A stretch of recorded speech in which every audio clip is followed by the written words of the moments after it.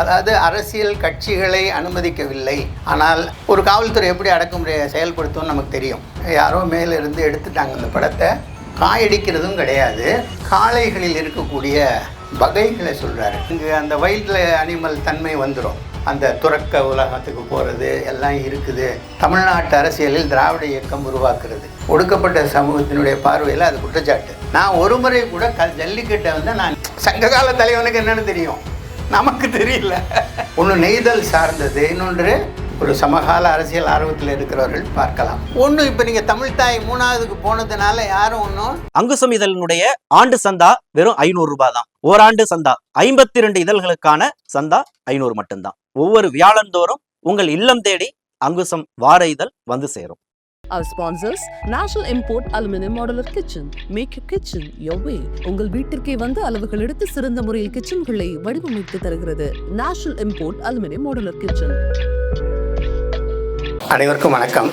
நான் முதல்ல சொல்ல வேண்டியது என்ன அப்படின்னா, நண்பர் ராமரவளத்தில் சொன்னேன், வேறு பொருத்தமானவர்கள் இந்த நூலை அறிமுகம் செய்ய வேண்டும். ஏனென்றால் நாங்கள்லாம் இந்த ஒரே நேர்கோட்டில் இருக்கிற வரலாறு, ஒரு தொடக்கம் இது மாதிரி படித்து பழகியவர்கள், அப்புறம் தமிழ் வட்டத்துக்குள்ளே இருந்தவர்கள். ஆனால் இந்த புத்தகம் என்பது ஒரு அருவியில் நம்ம குளிக்கிற மாதிரி தடன் தண்ணி கொட்டிக்கிட்டே இருக்குது, மூச்சு முட்டுது.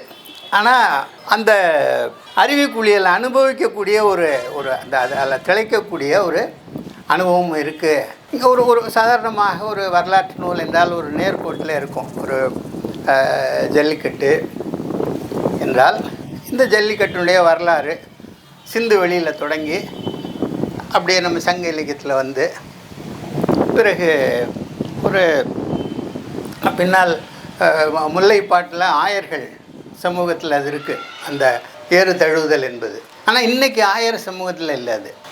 அதுக்குள்ள சில சமூகத்தை நுழைவிட மாட்டேங்கிறாங்க. இதெல்லாம் இன்றைக்கி இருக்குது. இது இடையில் என்ன மாறுதல் நடக்கிறது, குறிப்பாக இந்த நாயக்கர் ஆட்சி காலத்தில் அது எப்படி ஒரு உருவம் கொள்ளுகிறது, பிறகு எப்படி வருகிறது, அதில் இடையில் நம்முடைய மரபு சடங்கு, காளை அடக்குதல் என்பதற்கு ஒரு பொருள் இருக்கிறது, அந்த காளை அணைதல் என்பதற்கு ஒரு பொருள் இருக்கிறது. பொருள்னா வெறுமனே சொல் பொருள் இல்லை, சமூக பொருளே.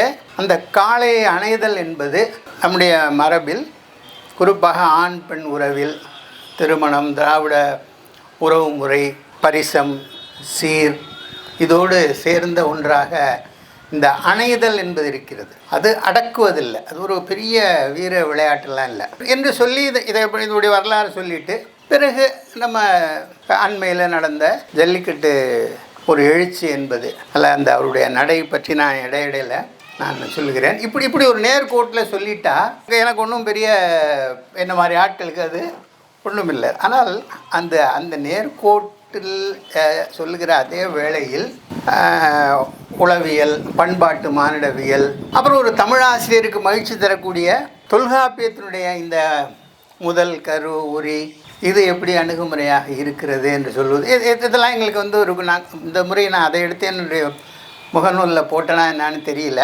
இப்போ ஒரு 4 நாளைக்கு முன்னால் நம்ம பிஷப் ஈபர் கல்லூரியில் தொல்காப்பியத்தின் இன்றைய தேவை என்று போயின்னா, இன்றைக்கி வந்திருக்கிற புத்தகத்தில் யாராவது தொல்காப்பியம் பற்றி இதை ஒரு அணுகுமுறையாக வச்சுக்கலான்னு சொல்கிறாங்களா அப்படின்னா, சாருடைய புத்தகத்தில் இருந்தது. உடனே நான் அது ஒரு ஸ்லைட் ஆக்கிட்டேன். இப்போ எல்லாமே ஸ்லைடு, அது ஒரு ஸ்லைடாக்கி அதை நான் போட்டுவிட்டேன். இது ஒரு தமிழ் துறைக்காரங்களுக்கு ஒரு பெருமை. தொல்காப்பிய இப்போ வந்து இந்த புத்தகத்தினுடைய துணை நூல் பட்டியலில் பார்த்தால் அந்த பண்பாட்டு மானிடவியல், அப்புறம் வந்து வெகுஜனவியம், இவ்வளவையும் பற்றி பல்வேறு அறிஞர்கள். முதல்ல எனக்கு என்ன ஆச்சரியம்னா, இதெல்லாம் எப்படி, அது தவிர தமிழ் இலக்கியம், இலக்கணம். நான் கூட நடுவில் பேசி கொண்டிருந்த போது சொன்னேன், மெய்யெழுத்த ஊமை எழுத்து என்று சொல்லுவது, அதனுடைய தாற்பயம் இப்படி. அதே போல் நம்முடைய சங்க இலக்கியங்கள், இறையனார் களவியல், இதுபோல் ஒரு பக்கம் தமிழ் இலக்கியங்களுக்குள்ளே போகிறார், தமிழ் இலக்கணங்களுக்குள்ளே போகிறார். இன்னொரு பக்கம் பல்வேறு அண்மை கால புதிய மானிடவியல், இதுக்குள்ளெல்லாம் போகிறார். அப்போ இப்போ என்ன மாதிரி ஆள் இதை படிக்கும்போது உண்மையில் இதை நான் வந்து எப்படி அறிமுகப்படுத்துவது, நேர்கோட்டில் என்ன ஒன்றுமே பிரச்சனை இல்லை, நாங்கள் வந்து தொடக்கம், இடைநிலை, முடிவு என்று சொல்லலாம். ஆனால் இந்த புத்தகத்தை அறிமுகப்படுத்துகிற போது ஒரு செய்தியை நான் சொல்கிறேன். இந்த இப்போ அண்மையில் நடந்த தேர்தல், அதனுடைய முடிவுகள் இது பற்றியெல்லாம் குறிப்பாக நம்முடைய மார்க்சிய தோழர்கள் நிறைய அதை அனலைஸ் பண்ணுவாங்க. படிக்கிறதுக்கு ரொம்ப சுவையாக இருக்கும். ஏன்னா அது கிட்டத்தட்ட ஒரு நேர்கோட்டு முறையில் அவங்க ஒரு காரண காரியம் அல்லது அடித்தளம் மேற்கட்டுமானம் என்பது போல சொல்லிவிடுவார்கள். அப்படியெல்லாம் சொன்னாலும் அவர்கள் இந்த அரங்கத்துக்குள்ளே வந்து நிற்க முடியல. இப்போ இடதுசாரிகள் அது இப்போ வருகிற போது பேசிக்கொண்டிருந்தது. ஏன்னா 1925 தான் ஆர்எஸ்எஸ் தொடங்குது, 1925 தான் சுயமரியாதை இயக்கம் தொடங்குகிறது, 1925 தான் கம்யூனிஸ்ட் கட்சி தொடங்குகிறது. ஆனால் ஆர்எஸ்எஸ் பிஜேபி என்பது இன்றைக்கு ஏறத்தாழ நாம் வந்து உடன்பாடாகவோ எதிர்மறையாகவோ தவிர்க்க முடியாமல் போய்விட்டது. இத்தனைக்கும் அவங்களுக்கு வந்து ஒரு பெரிய ஆயுதமெல்லாம் இருக்குது. அந்த ஆயுதம்னா நான் சொல்கிறது இந்த அறிவுத்துறையில் பகுத்து ஆராய்வதற்கு அனலைஸ் செய்வதற்கான வழிமுறைகள் இருக்கின்றன. அவர்கள் பலவற்றை செய்கிறார்கள். ஆனால் அவர்களால் ஏன் நிற்க முடியவில்லை? அதுதான் நான் என்னுடைய முகநூலில் எடுத்து நான் போட்டிருந்தேன். இப்போது சாருடைய புத்தகத்தில் இந்த வெகுஜனவியம் என்பது அவர்கள் அதுக்குள்ளே போக முடியவில்லை என்று இது ஒன்று. இன்னொன்று, அதுவும் நான் வருகிற போது நான் பேசி கொண்டு வந்தேன். திராவிட இயக்கங்களுக்கு ஒரு மாறாக அதை வந்து சேலஞ்சு பண்ணக்கூடிய அளவில் பொதுவாக என்ன சொல்வார்கள் என்றால் இந்த தலித் இயக்கங்களை சொல்லுவார்கள். இப்போ இந்த பேராசிரியர் சொல்கிறார், இளம் தலைமுறை இடத்துல திராவிட இயக்கம் போகவில்லை. அதற்கு காரணம் அதனுடைய பொதுவாக திராவிட இயக்கம் அல்லது திராவிட கட்சிகளை பற்றி சில குற்றச்சாட்டுகள் இருக்கின்றன. அவங்களுடைய இந்த பரம்பரை ஆட்சி என்பது ஊழல், அதை திரும்ப சொல்லிகிட்டு இருக்காங்க. ஆனால் அவை காரணம் அல்ல. அதுக்கெல்லாம் கொஞ்சம் இடம் இருக்கலாம். ஆனால் அவை காரணம் அல்ல அப்படின்ட்டு இந்த தேர்தலுக்கு முன்னால் இது வந்திருக்கிறது என்பது உண்மையிலே எனக்கு ரொம்ப ஒரு வியப்பாக இருந்தது. அது இளைஞரிடத்தில் போகவில்லை. போகாமல் இருப்பதற்கு இப்பொழுது நாம் சொல்லுகிற காரணங்கள் இல்லை என்கிற செய்தியை அதுக்குள்ள. அப்போ என்ன என்னால் அந்த புத்தகத்தில் சிலது உணர முடிந்தது என்றால் இந்த பார்வை சில தெளிவுகளை உண்டாக்குகிறது. அந்த தெளிவுகள் நம்முடைய அரசியல் சமூக வாழ்க்கையில் நடைமுறையில் நாம் இப்போ கண்கூடாக காண்பதாக இருக்கிறது. என்றால் என்ன பொருள் என்றால் அந்த முறையில் சரியான வழியில் போய்கொண்டிருக்கிறது என்ற அந்த புத்தகத்தை பொறுத்த வரைக்கும் அவர் தொடங்குகிற போது சில செய்திகளை சொல்லுகிறார். சிலவற்றை மட்டும் குறிப்புகளை எடுத்திருந்தேன் நான். அந்த போராட்டம் இந்த போராட்டத்தை பொறுத்த வரைக்கும் அதுவும் நான் வரும்போது நான் பேசி கொண்டு வந்தேன். என்னுடைய உறவினர் அவர் இளைஞர், அவர் மருத்துவர். அவர் சொன்னார், இந்த ஜல்லிக்கட்டை தடை செய்வதற்கு அந்த விலங்குகள் துன்புறுத்தப்படுவது காரணம் அல்ல. நீங்கள் அது நடக்கிற போது மருத்துவமனையில் வரக்கூடியவங்க இருக்காங்களா காயம்பட்டு, அதன் காரணமாகவே இதை மனிதர்களுக்காகவே இதை தடை செய்யப்பட வேண்டும். இது இன்றைய வீர விளையாட்டாக இது போல் ஒன்றை வைத்துக்கொள்ள வேண்டிய தேவையே இல்லை.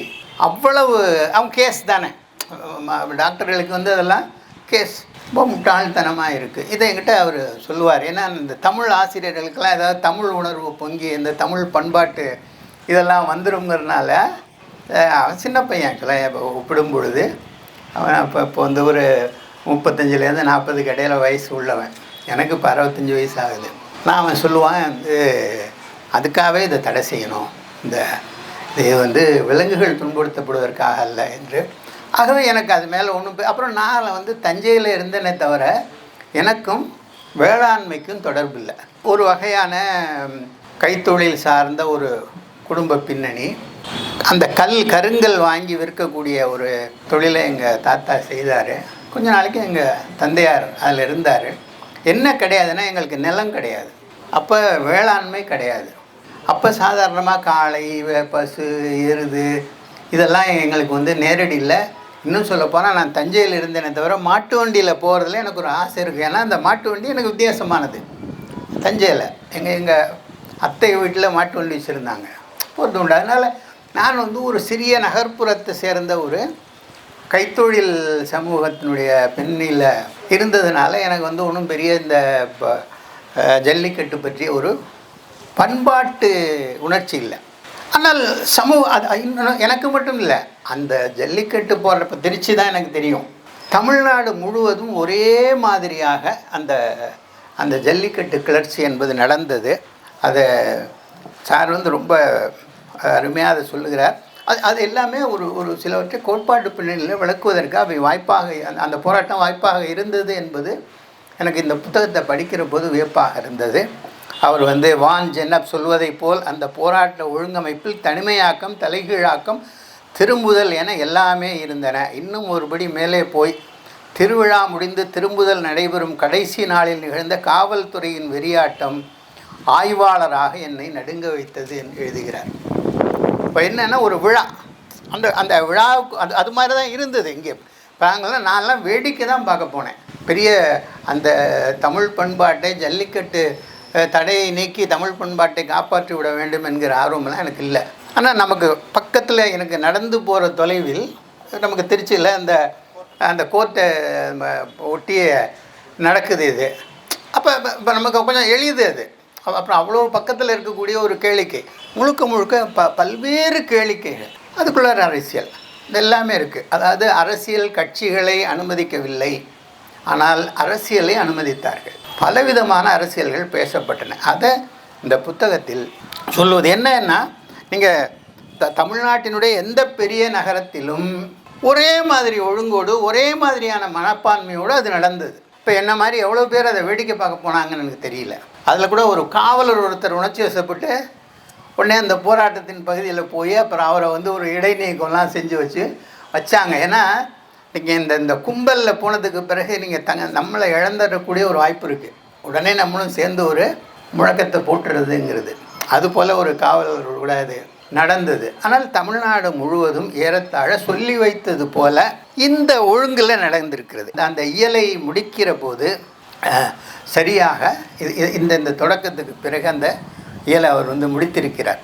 அந்த முடிவு, அந்த ஜல்லிக்கட்டினுடைய முடிவு என்ன ஆயிற்று என்றால், அரசாங்கம் உறுதிமொழி தருகிறது, நாங்கள் ஜல்லிக்கட்டு தடையை நீக்கி விடுகிறோம் என்று. உடனடியாக எல்லாரும் கலைந்து விடுகிறார்கள். ஆனால் சில பேர் மட்டும் அந்த கலைந்து போக மாட்டாங்க, வெறுமனே உத்தரவாதம் பத்தாது என்று. அப்போ அவர்கள் மீது காவல்துறை கடுமையான அடக்குமுறைனா ஒரு காவல்துறை எப்படி அடக்குமுறையை செயல்படுத்தும்னு நமக்கு தெரியும்.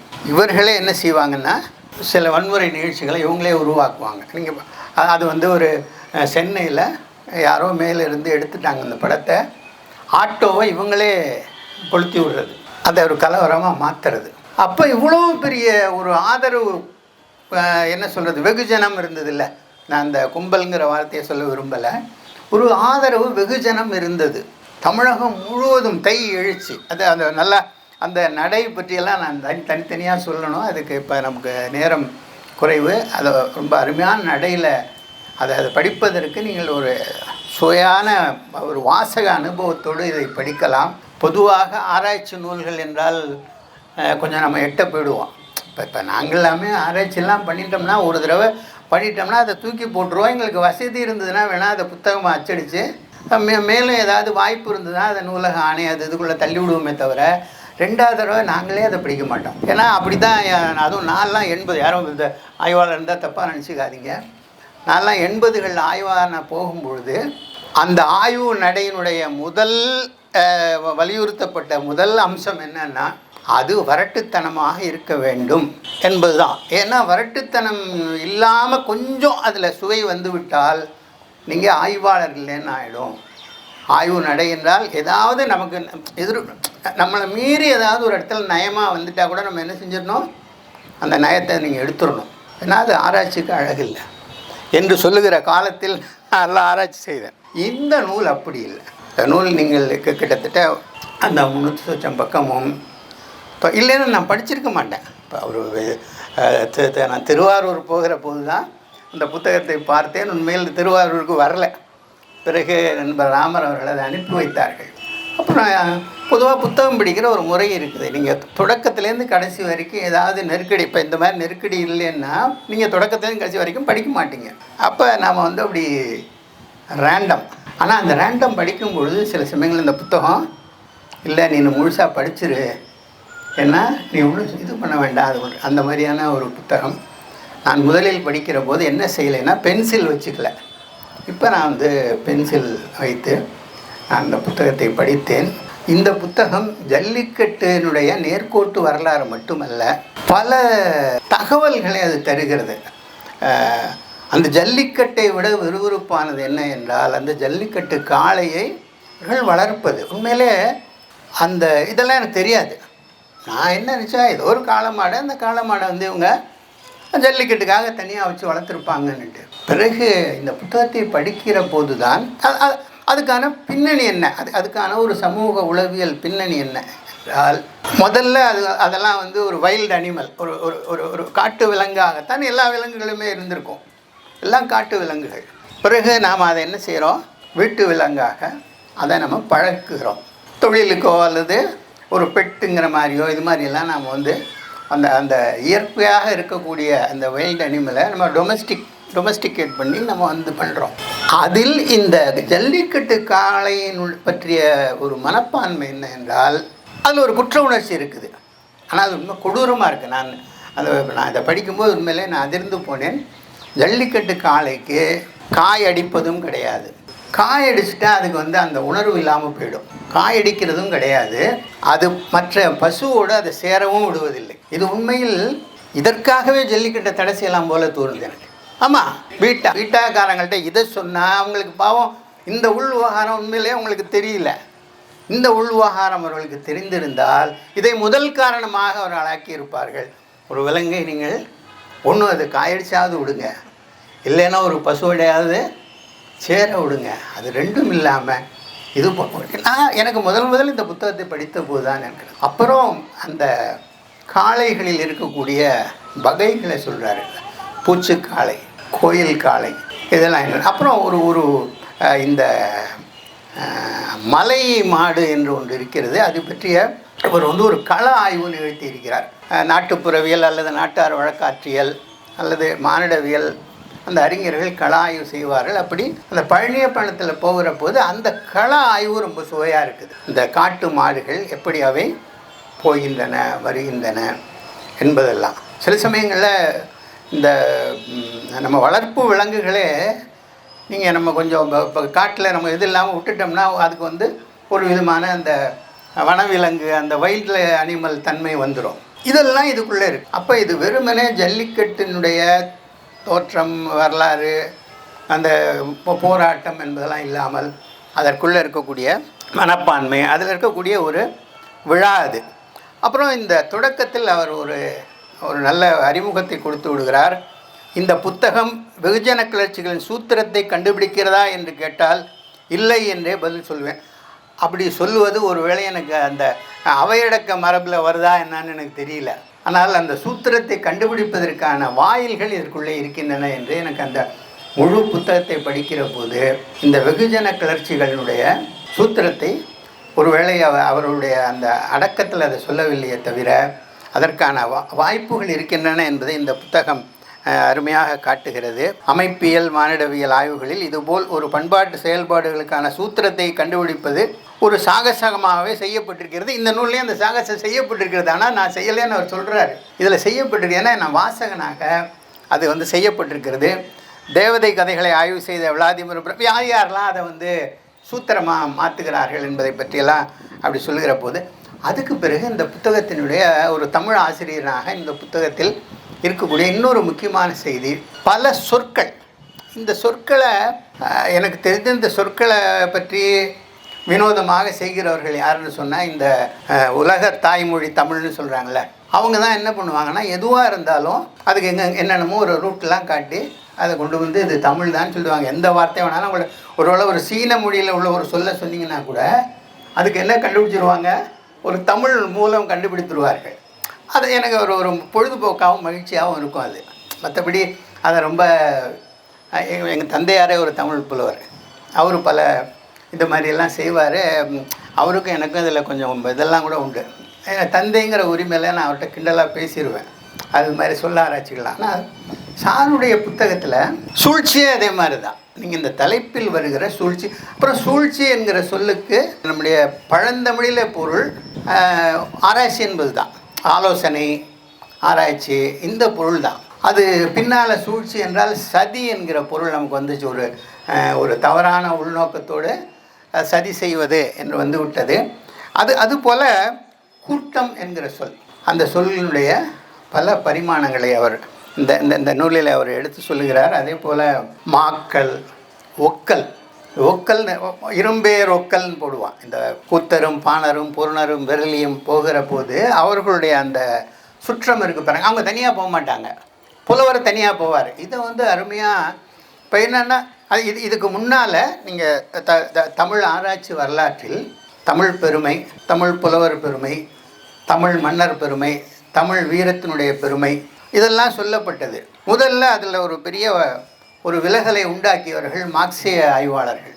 அவங்க தான் வந்து எப்பா இது உனக்கு மட்டும் உள்ள பெருமை இல்லை, இது வீரயுக பாடல்கள் உலகம் பூரா இருக்கிறதுல இதெல்லாம் இருக்குது, விருந்தோம்பல் அதே போல் அந்த துறக்க உலகத்துக்கு போகிறது எல்லாம் இருக்குது, நீ ஏதோ உனக்குன்னு நினச்சிக்காத அப்படின்னு சொல்லும்போது கொஞ்சம் பாதி அந்த தமிழ் பெருமித இதை வந்து அவங்க இறக்கி விட்டாங்க. அதனால கொஞ்சம் பேர் மார்க்சிஸ்டுகள் மேலே தமிழறிஞர்களுக்கெல்லாம் ஒரு கோபம் இருக்குது. ஏன்னா இந்த தமிழ் பெருமிதத்தை அவங்க இறக்கி விட்டாங்க.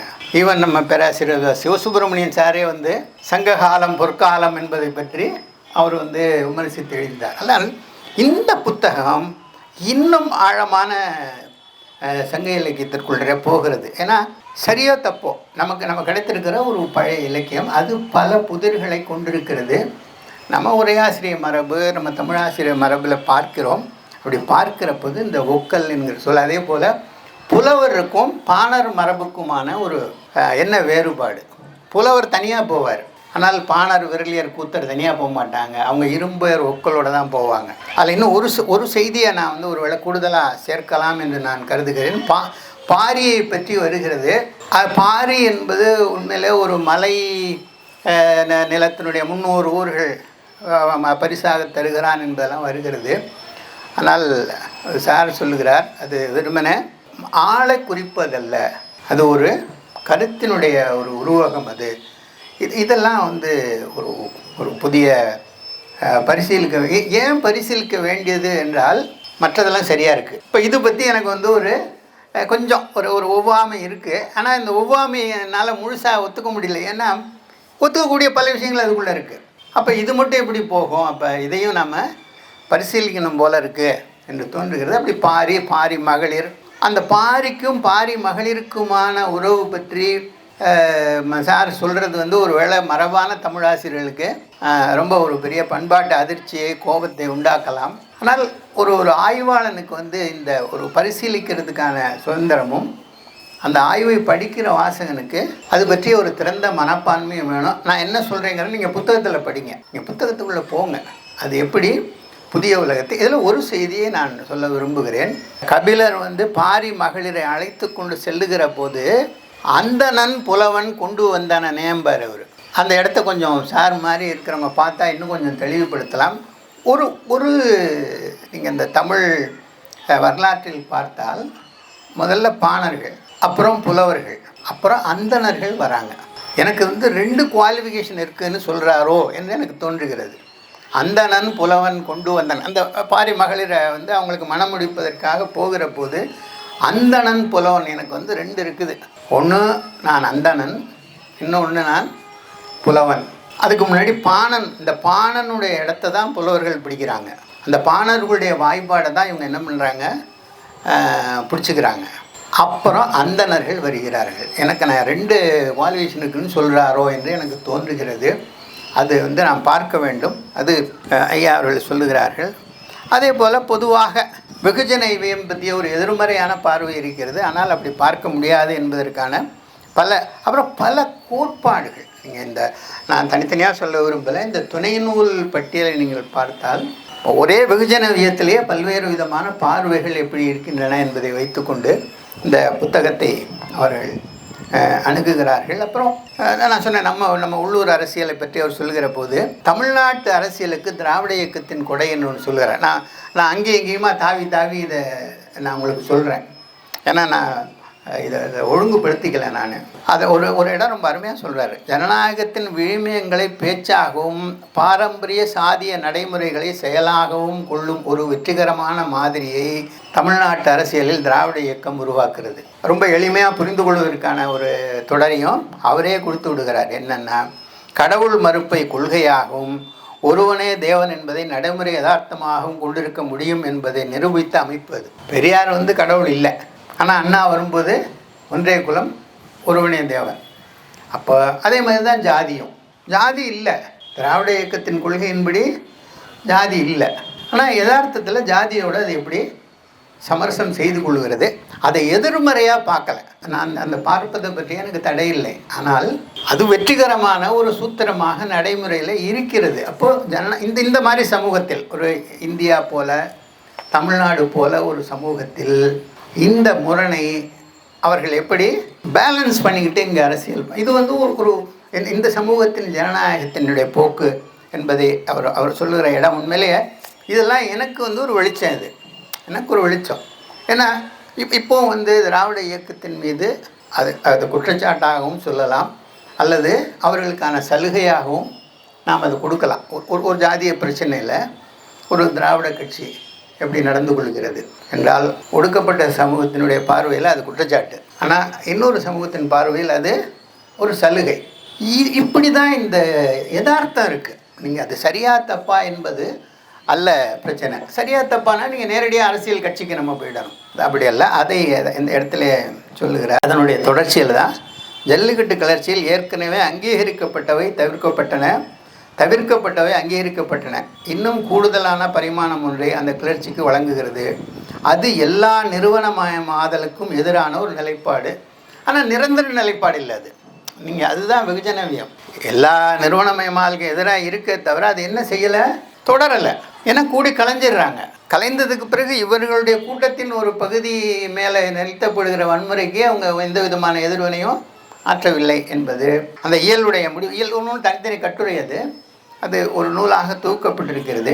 அப்புறம் இதில் இன்னொரு குழப்பம் இருக்கிறது. இந்த நடவடிக்கைக்கு திட்டமான வடிவம் எதுவும் இல்லை. அந்த ஜல்லிக்கட்டு கிளர்ச்சிக்கு ஒரு திட்டமான வடிவம் எதுவும் இல்லை. அதை பற்றியெல்லாம் விளக்கி கொண்டு அதுக்கான கோட்பாட்டு அடிப்படைகளை அவர் எழுதுகிறார்.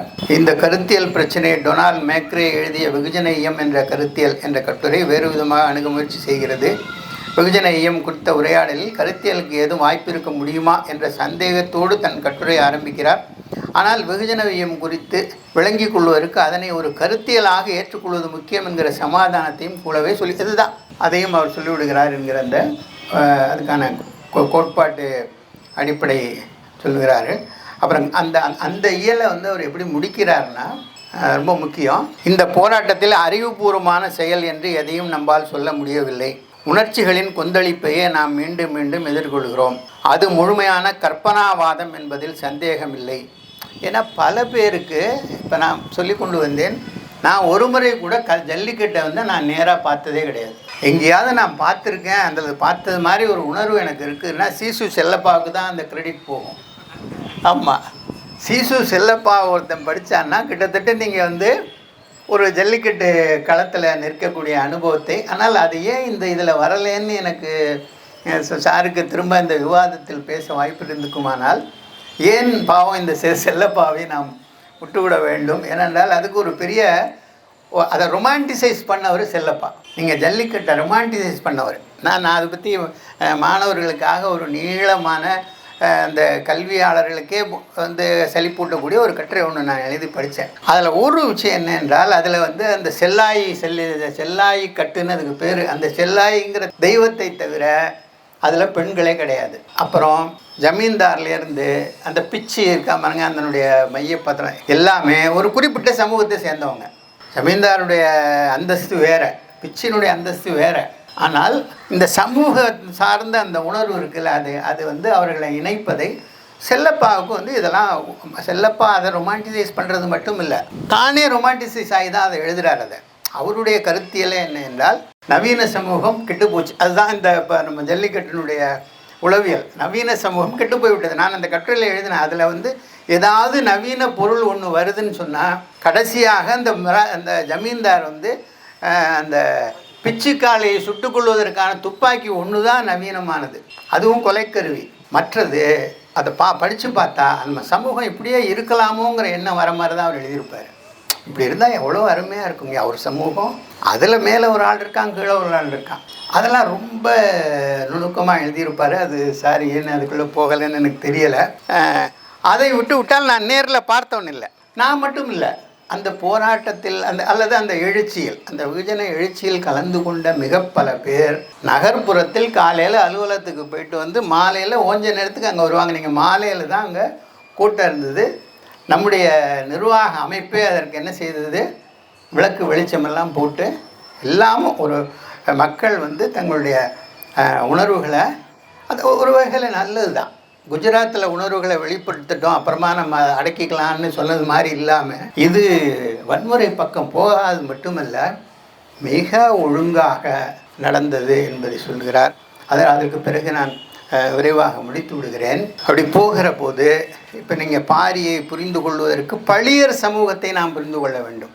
ஒரு மலைவாழ் சமூகம், அதனுடைய திருமண உறவு முறை, அதே மாதிரி பரத்தை.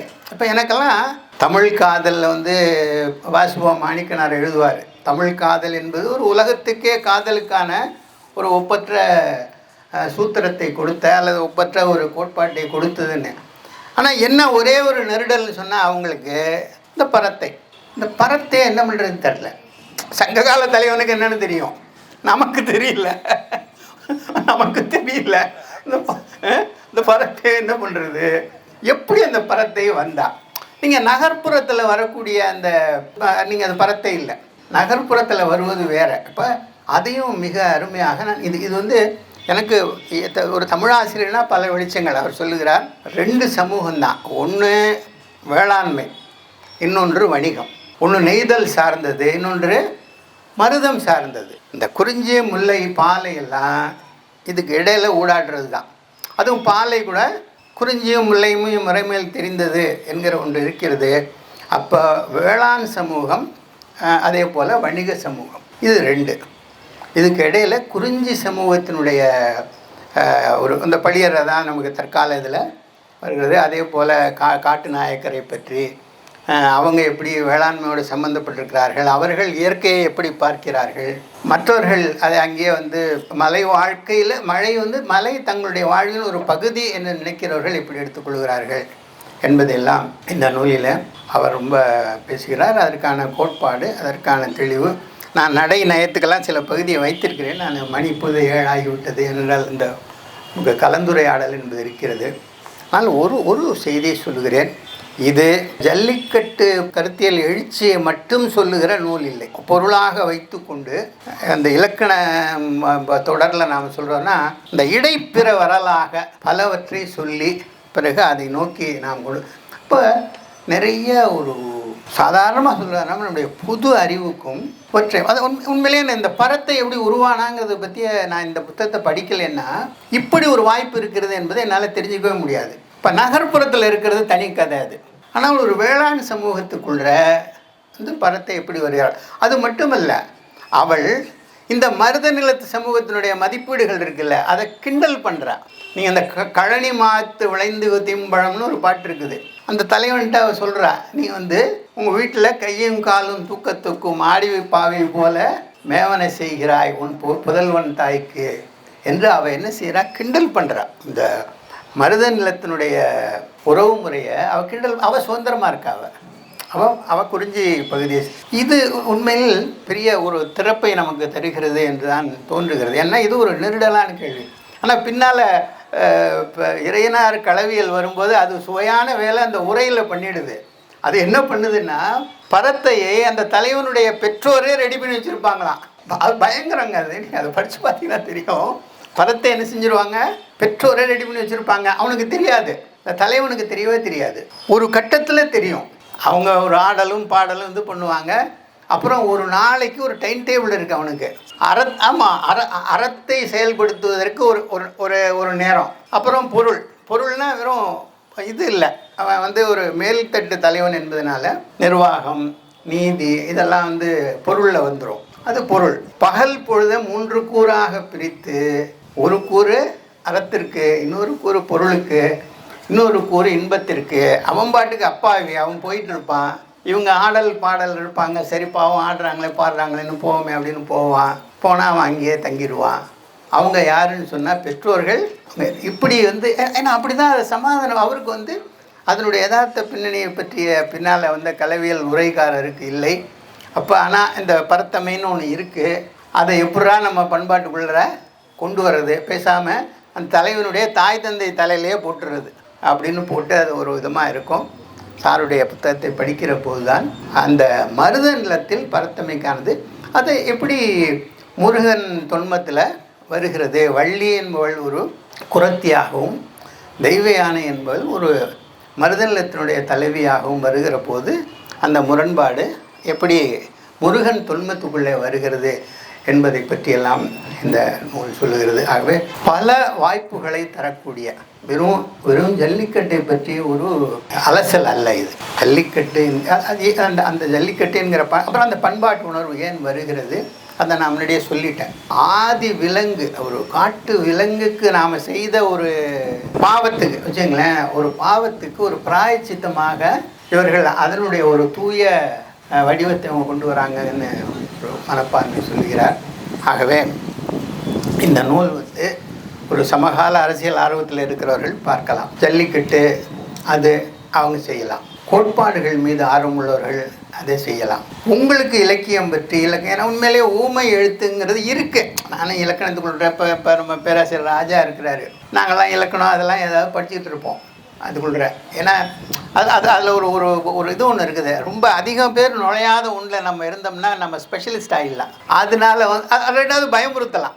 அந்த இலக்கணத்தை வச்சு என்ன செய்யலாம், பயமுறுத்தலாம். அதனால் நாங்கள்லாம் இலக்கணம் நாங்கள் ஈறுகட்டை எதிர்மறை பயிரிச்சம்னா என்ன இதுனா இதுக்குள்ளெல்லாம் போவோம். ஆனால் சார் அதே மாதிரி நான் இன்னொன்று சொன்னேன், எழுத்துக்களுக்கு வாசனை இருக்கிறது, மனம் இருக்கிறது. இன்னும் எனக்கு அது பிடிபடலை. ஆனால் பிடிபடலைன்னாலும் மற்ற பல விஷயங்களை கன்வின்சிங்காக இருக்கும் பொழுது இதில் ஏதோ கன்வின்சிங்காக இருக்காது. நமக்கு நம்முடைய மரமண்டைக்கு அது விளங்கலை என்று சொல்லலாம். அதுபோல் என்னுடைய மரமண்டைக்கு விளங்காத இடங்கள் இருக்கின்றன. ஆனால் இந்த நூலை படிப்பது எனக்கு, நான் சொன்னேன், இப்போ எங்கள் பேராசிரியர் நோயல் அல்லது பூர்ணச்சந்திரன் சார் மாதிரி ஆளுங்க இப்போ இருந்திருந்தால் இந்த டோனே அவங்க மாற்றிருப்பாங்க. என்னால் முடியாது அந்த டோன். அப்போ இதுக்குள்ளே போகிற போது ஒரு ஒரு ஒரு ஒரு கலைடாஸ்கோப்பில் நம்ம பரட்டி வெவ்வேறு வண்ணங்களை வடிவங்களை பார்த்து பரவசமடைவதைப் போல ஒரு பரவசத்தையும் இந்த நூல் தெரிகிறது. நான் உண்மையில் இதை பரிந்துரைக்கிறேன். ஏன்னா என்ன மாதிரியான ஆளை படித்து பரவசம் அடையலான்னா நீங்கள்லாம் நிச்சயமாக அதை படிக்கலாம், பரவசம் அடையலாம், பல தெளிவுகளை பெறலாம் என்று சொல்லி இந்த வாய்ப்பை குறிப்பாக எழுதியவர் கூட நான் தரப்போகிறதில்லை. நம்முடைய நண்பர் ராமர் அவர்களுக்கு தான். அந்த நண்பர் ராமர் தான் இந்த புத்தகத்தை அறிமுகப்படுத்தினார். இது போல் ஒரு வம்பில் அவர் மாட்டி விட்டார். நான் அது உண்மையில் ஒரு மகிழ்ச்சியான பணியாக நான் செய்கிறேன். நேரம் எனக்கு இப்பொழுது 7:10 ஆயிடுச்சு. இன்னும் கொஞ்சம் குறிப்புகள் இருக்குது, அவ்வளோ வேண்டியதில்லை. இந்த நான் கொடுத்துருக்கூடிய இந்த சாம்பிள்ஸ் இருக்குல்ல, இந்த சாம்பிள்ஸ் போதுமானது. அப்புறம் உரையாடுவதற்கு இப்போ தமிழ்துறை தலைவர் அலிபாவையா இருக்கிறார், அதே போல் பேராசிரியர் ராஜா இருக்கிறார், அப்புறம் சிவகுமார் இருக்கார், சொல்ல வேண்டியதில்லை. இப்போ நம்முடைய காலத்தினுடைய தத்துவ பேராசான் சிவகுமார் ஆகவே அவர்கள் இருக்கிறார். அவர்களுக்கு நான் நேரத்தை கொடுத்து விடுகிறேன். ஏன்னா நீங்கள் இந்த விவாதத்தில் இன்னும் எனக்கு பிடிப்படாத அல்லது நான் தொட்டு காட்டாத பலவற்றை நீங்கள் சொல்லலாம் என்பதற்காக இதோடு என்னுடைய இந்த உரையை நிறைவு செய்து கொள்கிறேன். ஒன்றே ஒன்று சொல்லணும், நீங்கள் புத்தகத்தை முழுசாக படிக்கலைன்னா கூட இல்லை, பின்னால் 2 அறிமுகம் இருக்குல்ல, அந்த மானிடையலாளர் பக்தவச்சல பாரதி, மானிட செல்லப்பெருமாள், அந்த அறிமுகத்தை படித்தா நான் இப்போ இவ்வளோ நேரம் நான் நீட்டிருக்க வேண்டியதில்லை. அதை படித்து காட்டியிருந்தால் போதும். அது சொல்லியிருக்கிறாரு, தர்மராஜ் நமக்கு வழங்கியிருக்கும் ஜல்லிக்கட்டு தமிழ் எழுத்துலகில் ஒரு நவீன உச்சம். இதை படித்து காட்டியிருந்தாலே போகிறோம். ஆனால் அதுக்கு மேலேயும் நான் படிச்சிருக்கேன்னு சொல்லணும்ல, அது ஒன்று இருக்குல்ல. இந்த புத்தகத்துக்குள்ளே நான் போயிருக்கேன், அதுக்காக தான் நான் இவ்வளவும் பேசியிருக்கேன். முன் உதாரணம் இல்லாதது. நான் பெரிய படிப்பாளி இல்லை, ஆனால் இது மாதிரியான ஒரு புத்தகத்தை நான் படித்ததில்லை. தொல்காப்பிய சூத்திரம் மொழி கட்டமைப்பை விளக்கி காட்டுவது போல 5000 ஆண்டு தமிழ் சமூகத்தின் இன்றைய அசைவீகத்தை ஜல்லிக்கட்டு என்ற சூத்திரம் மூலம் தர்மராஜ் நமக்கு விளக்கி காட்டுகிறார். தமிழ் சமூகத்தின் ஆழ் மன உள எழுச்சியையும் அப்புறம் தமிழரசன் சொல்கிறதுக்கான வாய்ப்பு குறைவு என்பதையும் சார் சொல்லியிருக்கிறாரு. அது சரிதான் என்று தோன்றுகிறது. ஏன்னா இப்போ நீங்கள் தமிழ்தாய் 3ஆவதுக்கு போனதுனால யாரும் ஒரு வேளை ஒரு டீயை கூட யாராவது நிறுத்தியிருப்பாங்களான்னு எனக்கு தெரியல. மனோன்மணியம் சுந்தரனார் பல்கலைக்கழகத்திலேயே சுந்தரனார் பாடிய பாட்டுக்கு 3ஆவது இடமா, நான் ஒரு வேளை தேநீர் அருந்துவதை நிறுத்தி விடுகிறேன் என்று இந்த செய்தி படிக்கும்போதே கூட நான் நிறுத்தலை. அப்போ என்ன தமிழ் சமூகத்தில் தமிழ், அது பற்றியும் பேசுகிறேன். அப்புறம் அண்மையில் ஆடிப்பெருக்கு பற்றிய ஒரு கட்டுரையை நான் படித்தேன். அதை பற்றியெல்லாம் விவாதிக்க வேண்டியது இருக்கிறது. என்றாலும் கூட பேராசிரியர் செல்லபெருமான் அவர்கள் சொல்வது போல நீண்ட காலம் தொடர்ந்து கூர்மையான வாசிப்புகளை வழங்கி வந்துள்ள தர்மராஜன் ஜல்லிக்கட்டை ஒரு புலமை வெடிப்பு என்று சொல்லலாம். இந்த நூலில் அசலான தமிழ் சிந்தனை சொல்கிறார், தமிழ் சிந்தனை மரபு மீள் கட்டமைப்பு செய்யப்பட்டுள்ளது. சுதேசி முறையியல் அகவய கோட்பாட்டு தளம், துள்ளலும் எள்ளலும் மிகுந்த எடுத்துரைப்பு. அதான் நான் நடைன்னு சொன்னேன். துள்ளலும் எள்ளலும் மிகுந்த எடுத்துரைப்பு, யாரும் காணாத கருத்தாடல் நுண்வெளிகள், உலகளாவிய ஒப்பியல் கண்ணோட்டம் என்று நாம் கற்பனை செய்ய முடியாத பலவற்றை இந்த நூலில் சாத்தியப்படுத்தியிருக்கிறார். அந்த வகையில் இது ஒரு தனிப்பெரும் நூல் மட்டுமல்ல, முதல் நூலும் ஆகும். இந்த நூலை வாசிப்பது அறிவின் பயன். நான் ஒரு வார்த்தையை சேர்த்துக்கிறேன், வாசிப்பின் பயன். நன்றி, வணக்கம்.